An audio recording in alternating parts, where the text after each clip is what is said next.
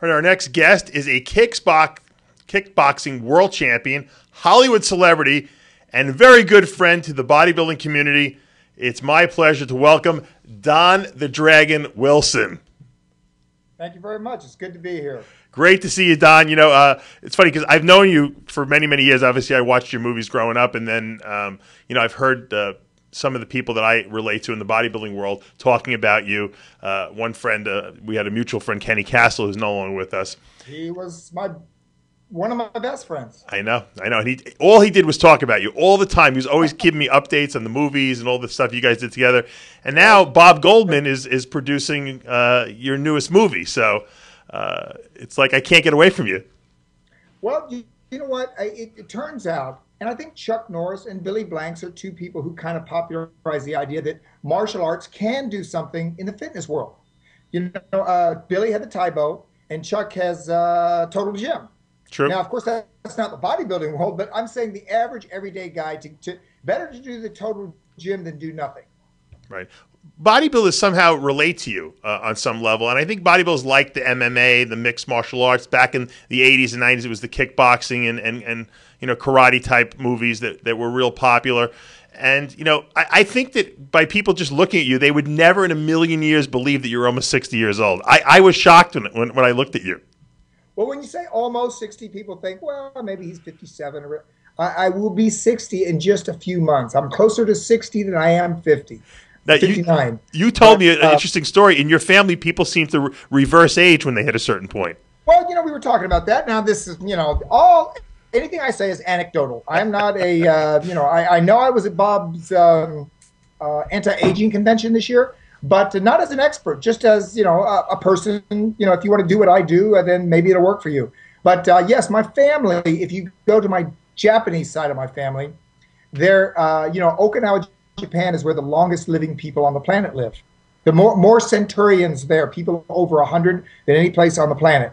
And so that would be my mother's half. And then on my father's half, my father's father was 91 when he passed away. Wow. And really, he was in great health up until the last year because his wife died. And, he married her at 15.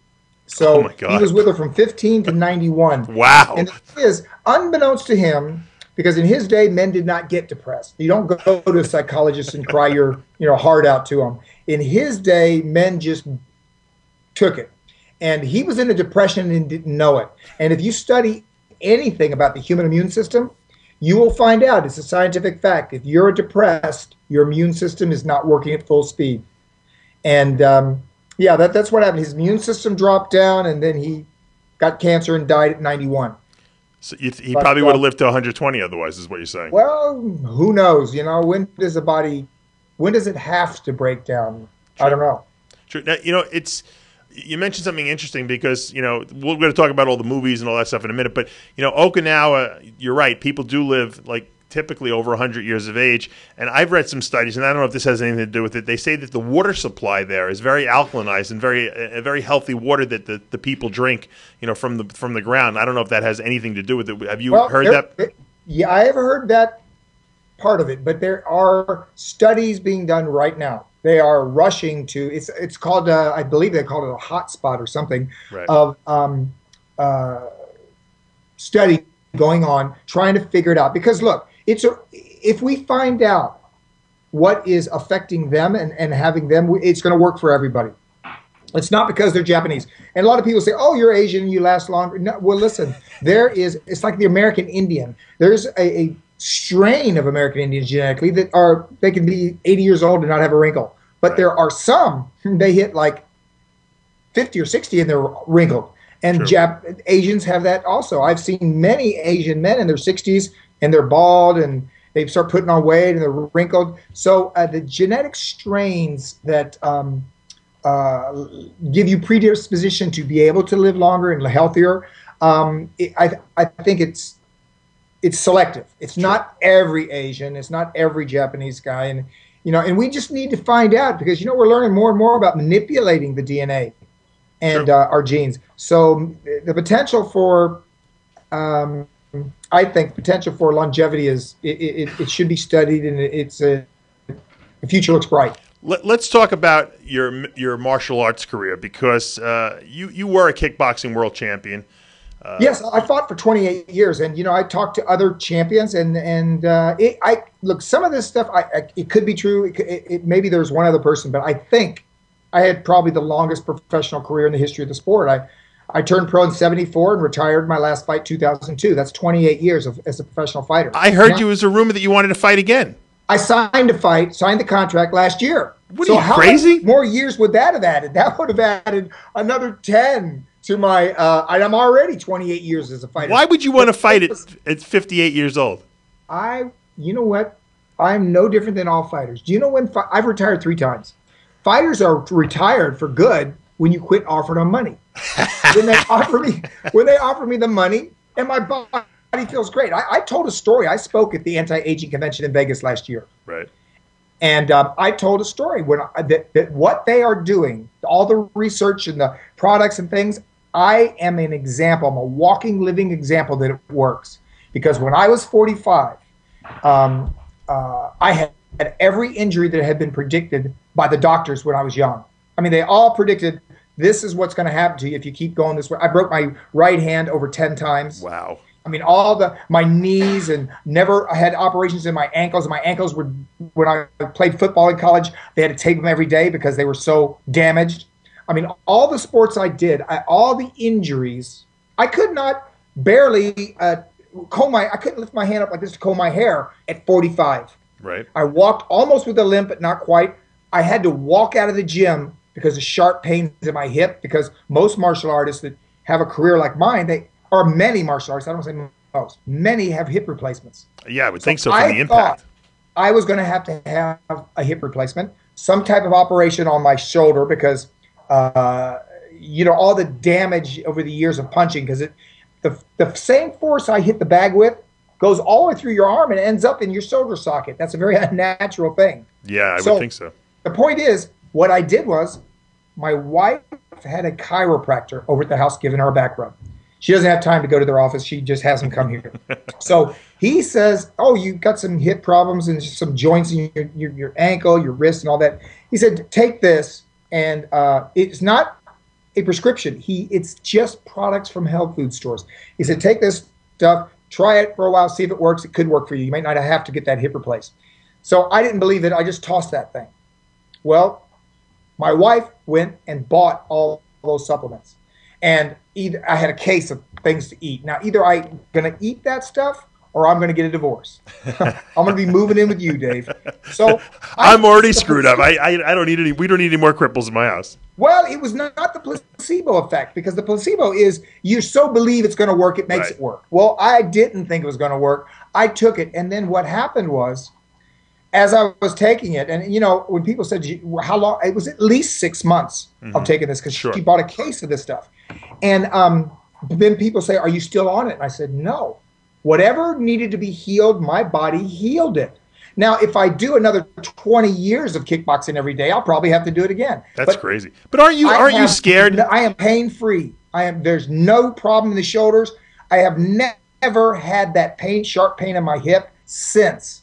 And so we cannot say that it would work for everybody. All these people that had the hip replacements, maybe they were too far gone and their bodies would not, their immune systems and things would not kick in and fix. I changed some things about my diet. I added some supplements. I used to say it's in the food, and it probably was in the 50s. But now with all the GMOs and with the depleted soil and with the pesticides and now radiation, the radiation is getting introduced into everything. Yeah.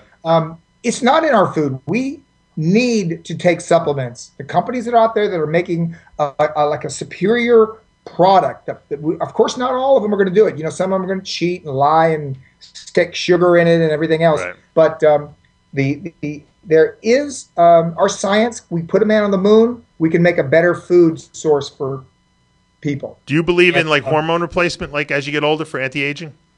Well, you know what? It's probably this HGH and things. It's probably has some sense to it, because if it's something that we already naturally have at 25, but start to lose after 35 and 45, it probably you can extend it. I'm still old school. I believe that certain things. In other words, by taking it, you may encourage your body. You may have some side effects that we can't predict right now. Right, and you don't need I'm it, not obviously. fully sold on all those kind of things, hormone replacement, and of course, steroids and things like that. I'm more in tune with food, nutritional products. What do you eat? Like, what's a typical day of eating like for you? Well, I tell you, I like everything in my life. I'm a man of extremes. I've left the gym before, and they said, "What do you eat for lunch?" What are you doing that's so different? Because I am the only 60-year-old man in the boxing gym, by the way. I can imagine. And I don't go by the clock. The young guys look at the clock, and every 3 minutes they stop and rest a minute. I look at the clock, and I punch that bag and kick it for a solid 1 hour. Wow. Non-stop. Still I kick it's and 60? punch it for an hour. Amazing. And and so at the end of that, now I need some nutrients.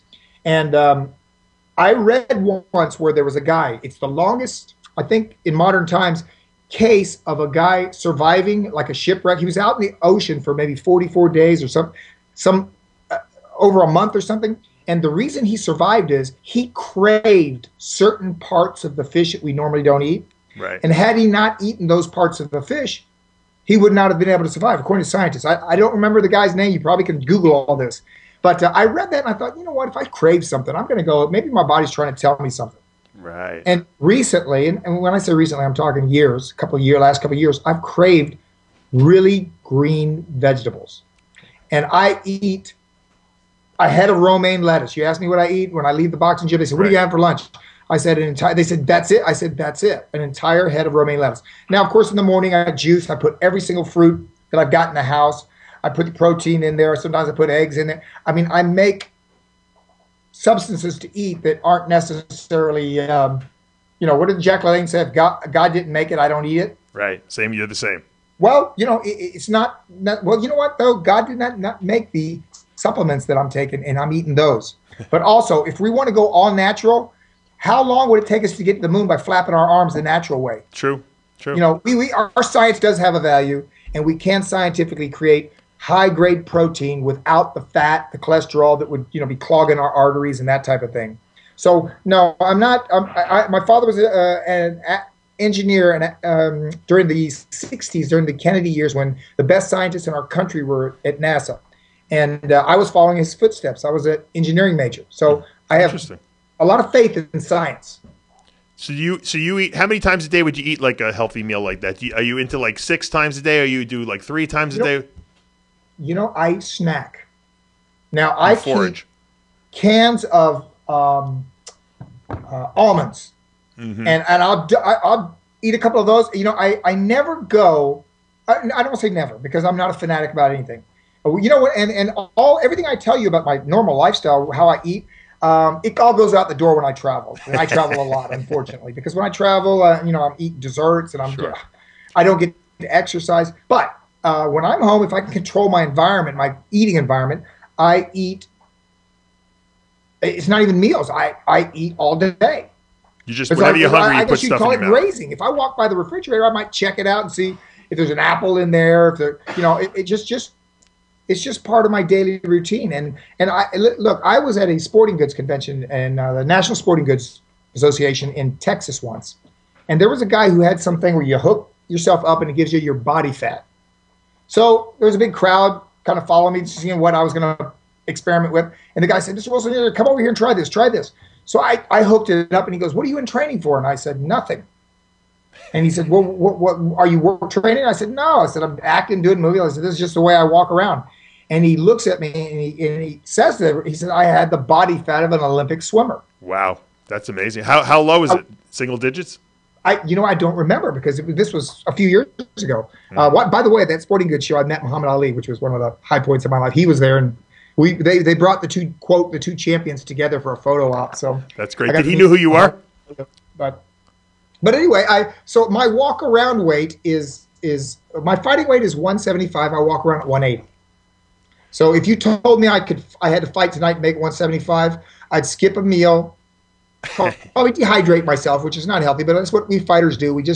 I wouldn't drink anything, and tomorrow morning I'd make 175. But you're not afraid to like step in the ring with these guys in their 20s now? Oh, please. First of all, those guys, what they're counting on what a young guy would say, oh, he's going to get tired in the later rounds. Well, my last fight, the last fight I had was in 2002. I knocked my opponent out in the 10th round with 4 seconds on the clock. Wow. So if they think that they're safe once they get past round 2, 3, or whatever, because the old man's going to be tired, you know, ask that guy knocked out. There was 4 seconds left in the 10th round. I knocked him out.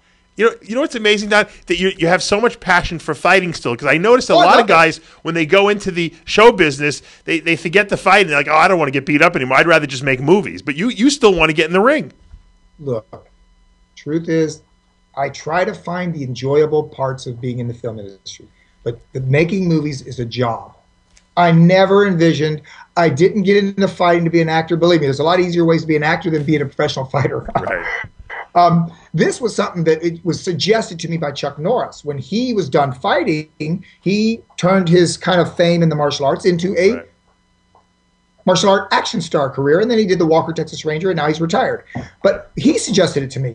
He was a fighter. These other guys, Van Damme, Seagal, Jackie Chan, Jet Li, they were not fighters. They did not know. If they did not do movies, we wouldn't know their names. Mm-hmm. But Chuck Norris, you'd know his name, and people knew me all over the world before I ever said a word of dialogue in a movie. We are athletes that used whatever fame we generated as athletes to make the transition into film. And I believe that's Hollywood producers don't understand that, and the TV executives, they didn't understand that. There's 10 million loyal fans that watch Chuck Norris every week. He was the #1 show on Saturday night for 8 years. You're right. Who's the best celebrity martial artist in your opinion? You know what? This is going to sound strange, but at this point, because he's been training so long, and I haven't worked out with him, but I know his trainer, and his trainer's great, John Cusack. Really? John Cusack started martial arts when he did Say Anything with Me. I remember you were in that movie. He has never stopped. He hired Benny Urquidez way back then to be his trainer, and even today when he goes on the road, he flies Benny with him, and they keep training. It's funny because I remember Say Anything, and I remember in the movie he said there was a little funny line, like he was the girl he was dating. The father said, "What do you want to do for a living?" And he's like, "I'm going to be a kickboxer. I think there's a good future in kickboxing." Like it was a funny line at the time, but now it's like a big deal, And I didn't know that he actually was kickboxing to study for that movie. But that movie actually was written for Chris Penn. That's why he was a kickboxer, because Chris was training with me. And Cameron Crowe had worked with Sean, and he had worked with Chris, I believe, in Wildlife. Yeah. I think it was a script of his. But anyway, the point is, Chris was going to play that role. But when Cameron got together with Chris did not look like a high school kid. He had aged too much. So then they came up with John Cusack, and then Cameron asked me if I would train him, so he could fake the kickboxing part. And I said yes. I ended up being the guy that broke his nose. Do you remember the scene? His girlfriend comes in the gym. Yes. I throw a kick and it breaks his nose. Yeah. Well, that was me. It's funny because I saw you in the credits, but I didn't realize that was you. But you were you must have been very young then, huh? Well, not really. Let's see. That was 80. Gosh, probably 80. Had to be 30, maybe the least. 80, around 87, 86, 87.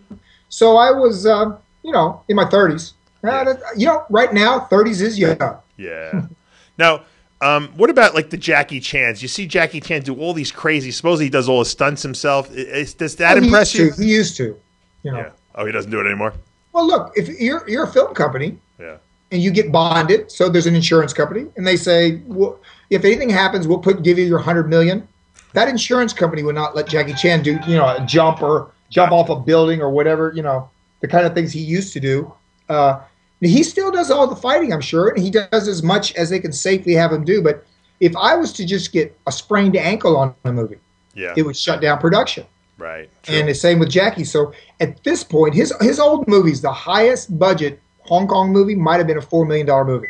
Wow. But today, these movies, you know what they cost. I mean, if it's a drama, it's like 60 or 70 million. If it's an action movie, it's 100 million up. Would you love to do a movie with him? Of course. He invited me to go with him for a week in Hong Kong years ago when the first Rush Hour came out. Right. Because Chris Penn was in that. Chris Penn was my best friend. Oh, I didn't know that. So me and Chris were going to go to Hong Kong with him because I was pretty famous in Hong Kong. Mm-hmm. More famous than Jackie was at one time, as a matter of fact. I didn't realize that. Not famous in martial arts, not famous, in movies. But in 81, 81, I believe I started fighting there. Either 80 or 81. And you remember just a few years before, 6 years before, Jackie was an extra in Enter the Dragon. Yes. So he wasn't a big box office Right. international star when I was a big star in Hong Kong. So there was a time when Jackie, look, for all I know, he went to my fights because they said there were several celebrity rows at my fights. Right. In Hong Kong. I had 6 fights in Hong Kong. And yeah, I met, at that time, Bruce Lee's brother came to visit me. I mean, they all came to my hotel to kind of pay homage to the Kung Fu guy that was beating the Thai fighters. They Right. like that. It's funny because you were kind of like the next Bruce Lee, the next generation of Bruce Lee. Did you ever get to meet him? No, I did not. I did not. I'm old, but not quite that old. I was around, 18 when he died, 17 or 18 when he died. What was your opinion of his martial arts skills? Was he really as good as everyone said he was? Yeah, I have to say he was a phenom. You know what I mean? There's nothing normal about the guy. First of all, years before anybody ever thought of mixing martial arts, like studying jiu-jitsu and boxing and kickboxing, he was already preaching that. That was considered blasphemy in those days. I tell people he is like Einstein. So if you ask me, you said, hey, did Einstein really know anything about physics? That's what you're doing when you say, did Bruce Lee really know how to fight it? Yes. And for his day, look how many light years he was. You know the gloves they have now in the UFC? He invented those things. He had them. They're called Jeet Kune Do gloves. You can punch and grab. Didn't know that. Yes. When you watch the opening of Enter the Dragon, he doesn't knock that's Sammo Hung he's fighting, by the way. He doesn't knock him out. He submits him. True. Now, when did we have submissions in film? What? Never, maybe. I mean, that was 1973, something like that. 72, 73, something. It was way ahead of its time. Way ahead of its time. And he believed in mixing the martial arts back then, which means basically, I was a kickboxer. We strikers. Right. We didn't go to the ground and grapple. We just punched and kicked and used knees, elbows. Well, Bruce Lee said study everything, learn all of it, learn the grappling arts, learn the kicking arts, the boxing arts. He learned everything, and then you're going to have your own style. Now today, that's the common knowledge. The common accepted, quote, dogma of the day for martial artists is what he preached back in the 60s, early 70s. That's amazing. We're just catching up to him, in other words. Would you, if you were fighting nowadays, you think you would have been into mixed martial arts and MMA type stuff? Of course. I am into it. I've been offered fights and I've accepted them several times. Really? So you grapple then? I was a wrestler before I was ever... Look, all the real martial artists, when I say real, I mean guys that... you were martial artists, then we became kickboxers. We studied everything then. I was a wrestler in college before I kickboxed. Interesting. I didn't know. Now, any collegiate wrestler can take an average guy on the street and tie you into knots. Because wrestling, collegiate, that's why guys like Matt Hughes and Randy Couture easily transitioned into champion caliber martial arts fighters because of the wrestling background. Gotcha. There is a similarity. You do get in great shape, right? You do maintain your weight. You got to control your weight, so you got to know how to do that, which a lot of, like the football players that try to make this transition, they can't do that part of it the way a wrestler can.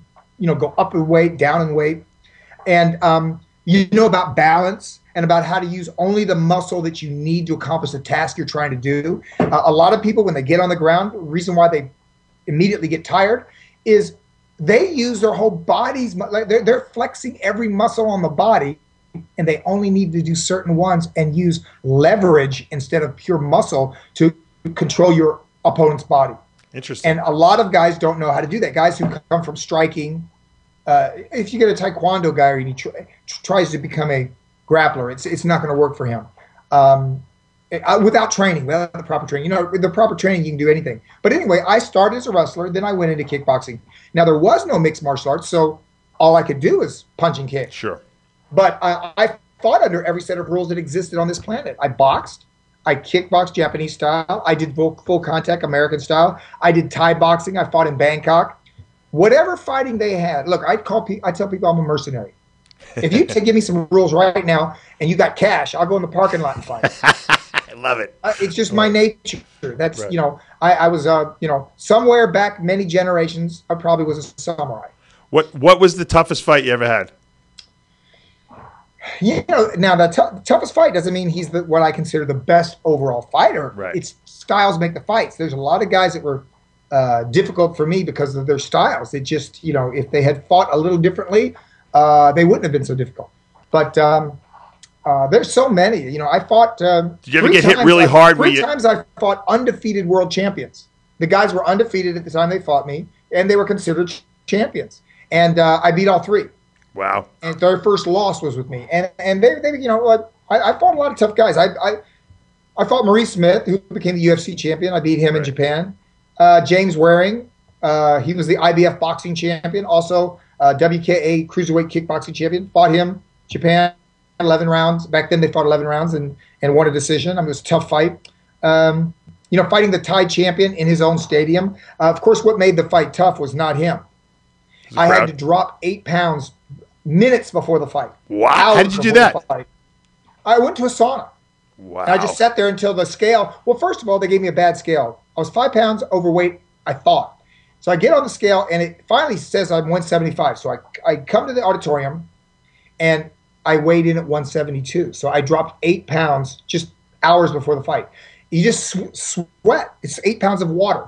Now, 1 pound of water is 16 fluid ounces, correct? Yeah. So 8 times 16 ounces, how many ounces of water came out of my body before I got in the ring? A lot. You must have been weak after that, I would think. Well, I just destroyed him in the first round like he wasn't even there, like he was nothing. Second round, I had my hands on my knees. That was it. Yeah. I gutted out. I went 5 rounds, lost the decision. Of course, I won the last round, though. So, you know, had to fight. Look, they fight 5 rounds in Bangkok. Now, if you get, let's say, a marathon runner, he could be a championship marathon runner, and you tell him to run a 100-yard dash, what's going to happen to him? Yeah, he's not going to win. Yeah. It's a different thing. Yes, it is running, and you're pumping your arms, and you're breathing, and when you change even small portions of the rules of a sport, when you're competing at the higher levels, it changes everything. True. Imagine you get these great chess players, right? I mean, the highest ones, you know, these guys, Russian guys, and then you change one of the players, what he can do. Wouldn't that just throw the whole game off for these guys? Of course it would. Of course it would. So that probably, you know, you probably would have gotten better, is what you're saying, as the fight went on. Oh, yes, of course. Look, the guy I fought had, I think, 130, 140 pro fights under those rules. One set of rules, only one set. I believe when I fought in Bangkok, it was my 3rd fight under their rules. Gotcha. Three. My 4th one, I fought right after that fight. I fought the 4th rated fighter from Thailand, Adapon Phanta, in Hong Kong, September of '84, and destroyed him. I dropped him a couple of times, broke his leg, and, you know, he was like, then I got on the microphone, I challenged, I said, hey, you know, come on, I'll fight any of these guys. You know, I did an interview right afterwards and they said, well, we don't have anybody now ready, you know, that would, to be competitive. And I said, well, I'll fight 2 or 3 in one night, which is a little bit of insulting the Thai promoter. Yeah. But he still didn't go for it. Were you cocky back in the day when you were fighting? Because I know you had Yes. a couple of different Cannot nicknames. deny it. I was cocky. You know what? To a certain degree, it's a bad quality in life. The things that make you great as a fighter make you a horrible, unsuccessful human being outside the ring. Now, they did a movie about that called Raging Bull. True. In the ring, he was a raging bull. And you know what? That's why he beat guys. Out of the ring, he was still a raging bull, and that's why he ruined his relationship with his wife, his brother, his everything. His life fell apart. Jake LaMotta, I'm talking about. Yeah. So for me, luckily, you know, I wasn't I was overconfident, cocky, and believed that I was the best. And you know, you need that as a fighter, because when you're in the ring, the guy on the other side of the ring, he's there to convince you that he's better than you. How do you turn it off when you get out of the ring, though? You know, I guess I didn't some years ago, because I used to have things they call gym wars. I don't know if you know the term in boxing and kickboxing. And gym war is when you're fighting just as hard to hurt the other guy as you would in a professional match, and that guy's sparring you. There's no money, there's no crowd, there's no record. You just got a big ego, and you're going to impose your will on a guy. That's so unprofessional, so damaging to him and to me. Your own self, you're damaging yourself. But I used to do that. That's how cocky I was. You know, if you sparred me and you were some stranger, and I don't know, I'd be likely to, you know, throw a couple of light things to your stomach and then blast a kick right to your head. Wow. So you sparring partners didn't like to spar with you, evidently. Boxing trainers actually told me well, you know, because in kickboxing, I guess people didn't say anything, but the boxing trainers did come and say their guys don't want to spar me. Oops, you know what? I don't know if I even know how to turn this thing down.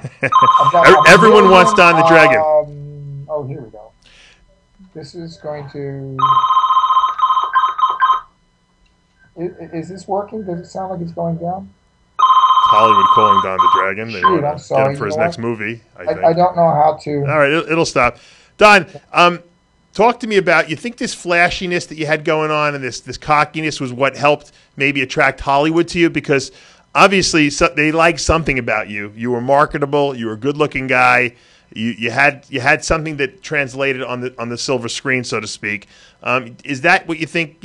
How did you get your first break? Let me ask you that question in Hollywood. Well, first time I appeared in a movie had nothing to do with Hollywood. I was popular in Hong Kong. There was a Hong Kong movie being shot in New York City.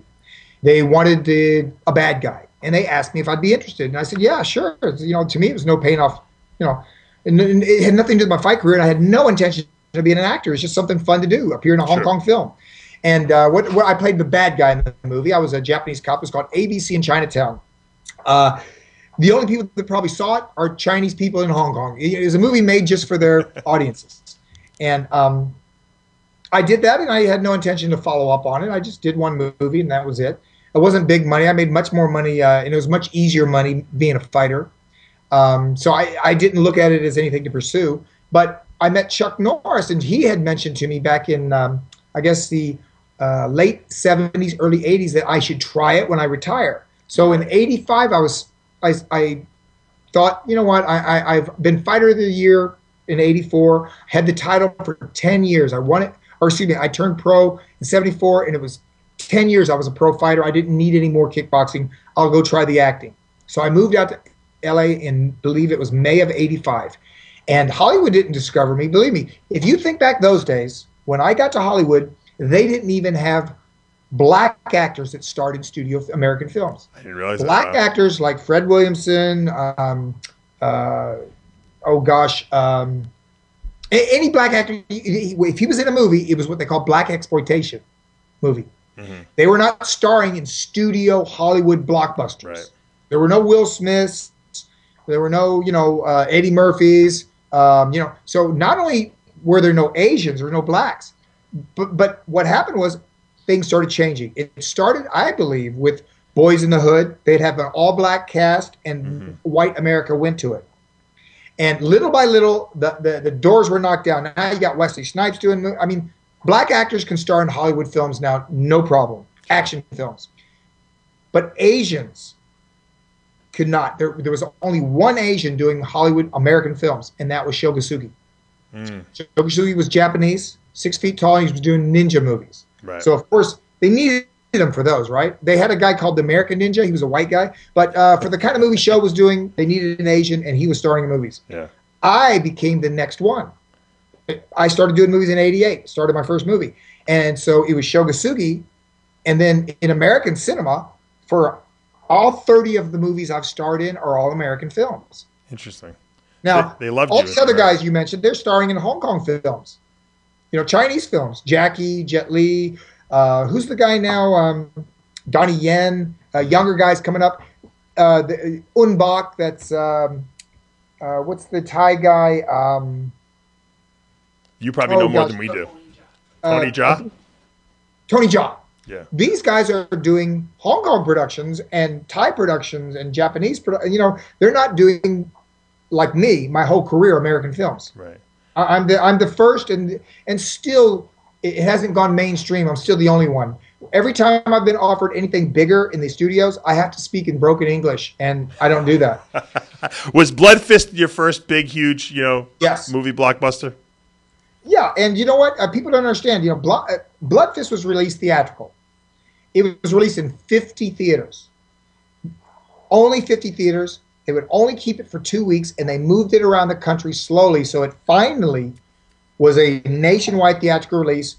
And that was because MGM was releasing the video, and in those days they thought there was a stigma to direct-to-video. They didn't want to make a film that was direct-to-video. So basically Blood Sport came out, and then Blood Fist was kind of, I don't want to call it a ripoff, let's call it a homage. A homage to Blood Sport. Same kind of story. Guy takes his shirt off and he fights a bunch of guys in a ring. That was me. And that was Jean-Claude. Yeah. So, it was highly successful for its budget for those days, and it was my first. There ended up being I did gosh, how many blood fists? 8 blood fists. That's crazy. I didn't realize you did that many of them. Well, Roger Corman produced it. Roger Corman's known to be the producer in Hollywood that never loses money. He's produced probably 1,000 films. Now, of all the actors that's worked with Roger, I've done 12 films, and he's bought 3 that other people produce, so he's distributed 15 of my films.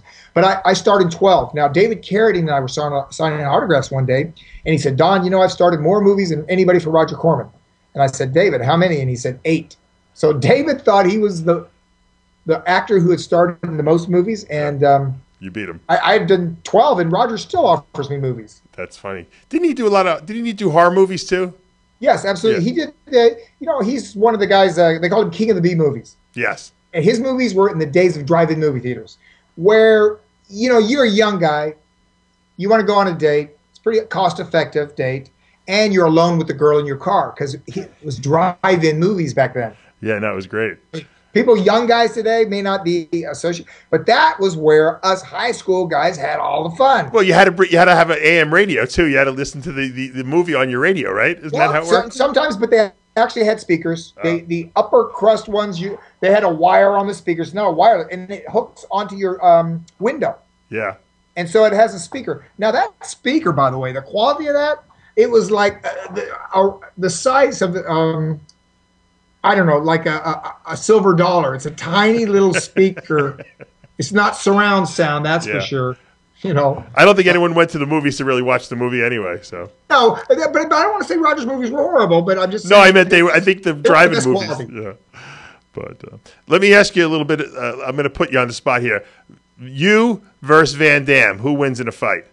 Legitimate first of all, let's get his name right. Jean-Claude Van Damme. Oh boy. Okay. Now, you could be getting me in trouble right now because a producer called me and he wants to do a movie with me, but he also wants Van Damme in it, and he knows that we've had this little beef. Yeah. And it has nothing to do with his movies, by the way, because I love most of his movies, and even his most recent ones. I think he's a much better actor, and to me, the quality of them has gone up. Yeah, I think so too. But it's the fact that he came out to Hollywood, his first movie, Bloodsport, and he claimed he was the undefeated world middleweight champion. And I will admit it wasn't total false advertisement because he was undefeated.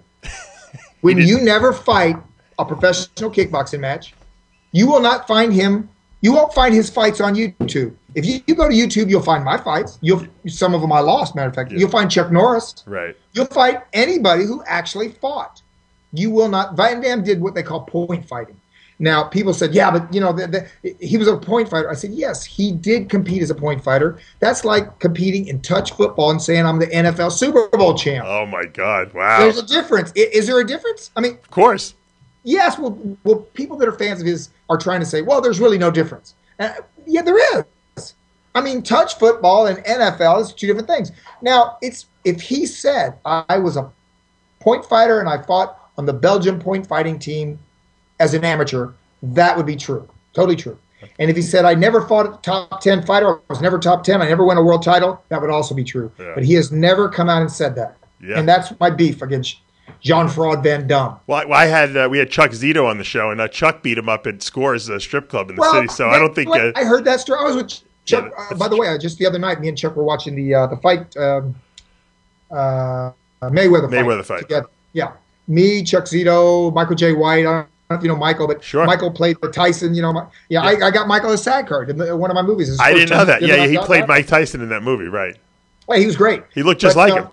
But anyway, Chuck told me the story of Van Damme because he didn't want, people get the wrong idea, especially me, like I would hear what really happened. Well, what happened was Van Damme said to somebody that they said, "Oh, Chuck Zito's a tough guy." He said, "Yeah, he's a tough guy, but he has no heart."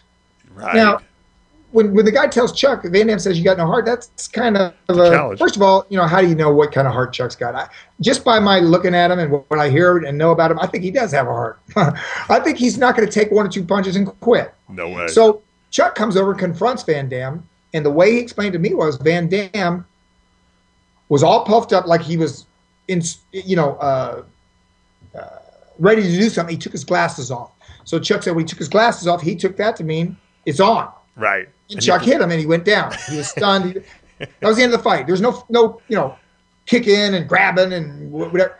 He threw a punch. Boom! Hit Van Damme. He went down. That was the end of the fight. Now, is that fair? To hit the guy? I think so. I mean, there's no referee. Van Damme was taking his glasses off. I kind of would agree with Chuck. I would think, okay, the next thing he's going to do is try to punch me or kick me. Do you think you could take Van Damme in the ring? Oh, gosh, please. He's never had a fight. That's like asking if Tyson in his prime thinks he might be able to handle Stallone. But you guys are both not in your prime anymore. Right now, if you guys fought, who wins? Decapitate him. It's not even a fight. First of all, street fighting is not about conditioning. It's over in the first few seconds. Right. It's not a 10-round fight on the street. I'd whack him one time. If he's stunned, he's the next one. He's out. He's sound asleep. Yeah. So it's not. My age matters in the sense that in the training, if I'm injured, it takes me longer to recover. Right. In the training, if I push myself and I spar 10 rounds one day, I got to probably take 2 days off to 3 days to heal everything. Sure. The actual competition, I physically, even though I'm 60 years old, I could fight 10 rounds. That's amazing. Actual physical, but to get to it, the training. Look, my last 2 fights, tell you right now, everybody knew it. I have even had it x-rayed. I had broken ribs my last 2 fights. I fought 20 rounds with cracked ribs. Wow. Now, the reason is not the fight.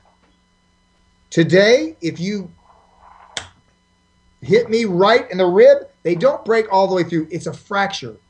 I guess you call it a hairline. It's a fracture that can be detected, but it feels like a knife in your side. And the young guys, when I was 20, I had enough calcium that would never happen. Right. But at my age, at 60, if I spar to get ready for a 10-round fight, Foreman, when he came back, he wore rib protectors. I didn't know that. Yeah, he wore rib because he knew. They knew. See, I trained myself, so it didn't occur to me that my ribs, that I have to make sure 2 fights in a row I went into the ring with broke ribs. I mean, and that's a handicap. handicap. I blame myself. I don't blame my trainer. I mean, how can you blame your trainer? What other 60-year-old guys are they training?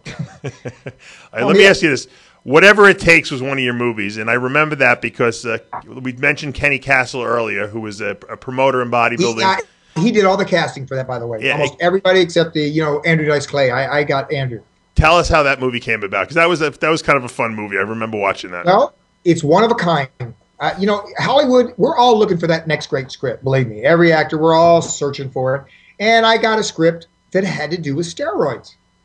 And I said, man, who's doing movies? The bad guy's always dealing cocaine or crack or heroin. And you know what? The statistic at the time of the movie, the writer showed me, the FBI said the most abused drug in this country at that time, which was some years ago, was steroids. Mm-hmm. They estimated 1 in 10 high school athletes at that time. Because I keep saying that because now it's worse. 1 in 10 were using steroids, high school athletes. Yeah. Because they can't get into college if you're not doing it. Sure. Because other guys are doing it. So I said, okay, let's do a movie about this. And the guy, Fred Williamson, was selling it to NFL football players and championship wrestlers. Now, do you doubt that those 2 groups of athletes possibly are taking some steroids? I'm sure they are. Well, I don't think the DEA is investigating them. When's the last time you heard a big DEA bust in championship wrestling or professional football? You don't. They don't do it. They don't do it. So anyway, I thought it'd be an interesting thing. And because it was a buddy picture, and I was looking for a comedian to play it because, I wanted to add some comedy to my films. Sure. My films generally don't have that. I cast Andrew Dice Clay. I'm the one that suggested him for the film. And, I enjoyed it. All the people you see in the background, everything, those are all Kenny's people. Kenny loved – all he did, I remember, for about a straight year was talk about Don the Dragon Wilson and the Dice Man. And he would do his Dice Man impression all the time. Well, hey, he was a great guy to work with, by the way. And how'd you meet Kenny? I don't want to name actresses, but actresses pulled out of the film because they were in the running. They were considered for the leads. Name actresses that you know. In fact, really? I believe she won an Academy Award or was nominated for one. But I cannot say her name because we don't talk behind each other. We don't reveal everything about every act or whatever. But in negotiating her deal, she was all aboard for the deal until she said, just one question. I heard a rumor that Andrew Dice Clay was attached to this project. Is that true? And I said, yes, it is. And she goes, I can't work on this film then. Really? They wouldn't work as a Women actually Dice? avoided the film, this one anyway, because of Andrew Dice Clay, which is ridiculous because he's nothing like it. That's an act he does. Of course it is. Of course. He had, at the time, he had a wife, a kid, you know, and I mean, he's a family man. I mean, you know, yeah, anyway, that's some of the Hollywood inside stories. I remember Curtis Leffler was in the movie. Unfortunately, he died. He died while we were after. editing it. He was. And do you know how I picked? I said, Kenny, I want a guy who looks like he's abusing steroids. That was his character. I think in the script it might have said, obviously abuses steroids or something, you know, because he was like too muscular. And in the color, you know, my wife did the makeup on that show. She said his skin color, she could find no makeup that would match his natural skin color. He was like red, right? He was all red. Yeah, it was purplish. Purple, exactly. Yeah, well, you know, these guys, I sat next to, you know, I used to go to the Arnold Classic quite often, and I sat next to one time Maria Shriver, and on the other side of me was Frank Zane. Okay. I believe his name was Frank, right? He was a former bodybuilder. Sure, anyway, Mr. Olympia. Yes. Okay, he's sitting there, and we're looking at the guy that's going to win this thing. Some guy, I don't remember his name. I think he was from like Ukraine or something, but he was on obviously steroids that nobody had even heard of. He was so big, and he said, "You know, Don, the biggest guy." He said, "The judges controlled the sport. Depending on now, everybody's going to come and try to find out what that guy took to get that big." He was all lopsided. Like Maria Shriver was saying, "Hey, he's not even symmetric or anything." Right. But they don't care. The judges for that event just wanted the biggest guy to win. Sure.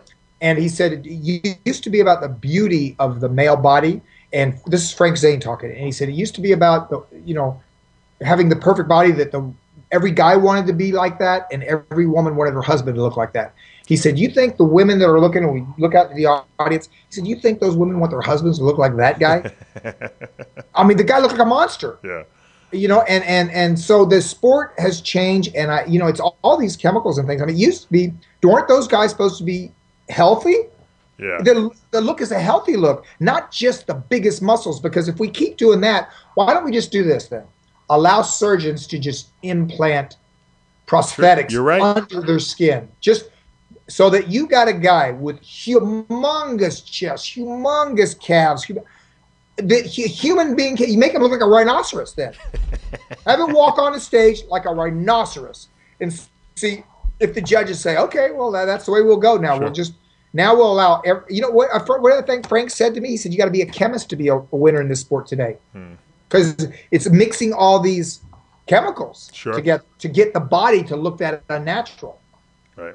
Well, you know what it is? I think the sport in the late 90s, early 2000s kind of took a turn because, like you said, there was the bigger mass monster guys that they called it. And now it's taken a swing back to more of the aesthetic look, I think. Because, you know, like everything goes in waves. I think at some point people want to see how big people can get, and then they realize after a while, like you said, the aesthetics were lost. And I think that the judges kind of changed the protocol. It's the judging, though, they will control it because the day comes when a guy who's, you know, he's like a ballet dancer with his posing and with his perfectly symmetric, but he's big, but not like the Hulk, you know. Now I'm not saying the old Lou Ferrigno, because Lou didn't need anything when he was the Hulk. He didn't have anything on him. They put something on his forehead. I think that was it. You know, all that was Lou. But today, you know, they have the CGI Hulk. Yeah. I mean, and no human looks like that. No. But I mean, I guess you could with prosthetics under the skin. But anyway, the judging, if the judges go with the more toned down but beautiful body, with the grace and the skill and the presence and the other factors that can be counted in, then the sport will change because everybody will see that and say, "Oh, I got to get ready to look like that next event." Well, they have a men's physique division, which is kind of more of an aesthetic look. So I guess, you know, they're giving options. So if you don't want to be the mass monster, you can always go to the more aesthetic looking. I like the women's fitness when they started doing that. Yeah, that was great. I like that look. Then when I go to see the women bodybuilders, and some of them talk like that. You know, when I look at a woman's arm, and I think to myself, man, I wish I had biceps like that. They have crossed the line for me, because then then I'm not. Then it's not attractive, male female attractive. If you know what I mean. I can still appreciate them as athletes. Believe me, I have greatest respect for any female bodybuilder, all of them, because I know it's probably what we try to go through to build muscle. A man, it's harder for them, of course. Of course. Right. Everything we do, multiply it for them, and they have to be more dedicated. They're more susceptible to holding on to their weight because it's just a nature thing, for women. And building muscle tissue, they're not their testosterone and whatever. It's tougher for them. So I respect them, but I cannot say I like the look. Well, I think that's why they brought in. They have a new division now called Women's Physique, which is kind of a toned down women's bodybuilding division. I think that's more aesthetically acceptable, And I think it really discourages the drug use because they don't want the big monstrous girls anymore. Well, as long as they don't let one of those girls win, they will be in control. Now, I'm all for letting them compete. Let them come on. Let the big girls compete. Don't say, "Hey, your bicep is too big." Don't do that to them. But when it comes time to pick the winner. Then go with what the or give a second option. I think that's what they did. Don, let's talk about the new movie you got coming out. That Bob Goldman is involved with, our good friend Dr. Bob, the martial arts kid. I don't think you have a release date yet on it, but I understand you're going to be starring with Cynthia Rothrock, who was just actually inducted into Bob Goldman's International Sports Hall of Fame that we covered this past March at the Arnold Classic. How'd you get involved and how'd you meet Bob? First of all. I met Bob through Alan Goldberg. Okay. He was at Alan Goldberg's event in Atlantic City, and now that event is not a bodybuilding, that is a martial art event. But, I guess Bob was aware that there is kind of a crossover thing going on between martial arts and fitness. So I met him there. But he is involved with longevity. He's got this longevity kind of convention, and that's kind of what interested him and me, I believe, is because of the fact I'm 60 and everything I could do when I was 25 I can do right now. I think he wants to dissect you and find what the secret ingredient is in your bloodstream. Look, I'm a believer in what they're doing. They're researching and they're trying to slow it down and they're improving the human body as it ages because it worked on me. I know it's anecdotal, but I'm telling you, at 45 everything was hurting. My shoulder made popping sounds. It was actually, I don't know what that means. Some, orthopedic surgeon can tell you what that is. But I lifted up and it was making, you'd probably be hearing it right now. But it's all gone. I changed my life. Look, one of the things, you mentioned water. When I was in Istanbul, they asked me at a press conference, "Mr. Wilson, why do you look so young?" And I said, well, one of the things, I said, I drink more water than anybody I know. And they burst out laughing. Like I told a joke. That day, the newspaper came out. It said the fountain of youth was found. It is water. What the statement was, the science research, because I showed it to the guy promoting it, and he stopped laughing. The smile left his face. I said, read this, because it was in an English-speaking newspaper in Turkey. What they found was this. Because of civilization, because you don't want to go to the bathroom every 5 minutes, do you? No. You don't want to just leave your work and go. We have become accustomed to being dehydrated. You're right. We are, I believe the number was around 20% of the people walking around are walking around dehydrated. Because what you should be, though, is, we're 78% water. We should be drinking water, always keeping hydrated. And when you do that, the body is a chemical, the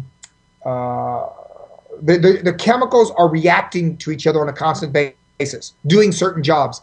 Those jobs are not as efficient as they could be without enough water. Very interesting. So most people are walking around in a diminished capability. Everything's diminished. Their thoughts, their nerves, their immune system, their digestion, everything. All these people that are constipated, if they would just drink water, that would help probably 90% of them. You're right, Don. That's very insightful. Very insightful. Well, listen, I didn't. That's an instinctive thing for me. I just know that's one of the things I do that other people don't. Yeah.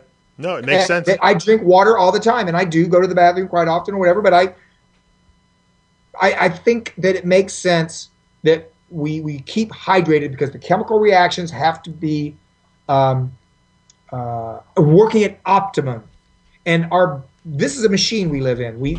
This machine is not me. I'm living in it. Yes. It was evolved over 3 million years. Do you know what? It's a pretty darn good machine. And imagine this, your life energy, I don't know if you really thought about this, it didn't start the day you were born. You were alive before that. Your father was alive. His life energy, his father, he got his life energy from his father.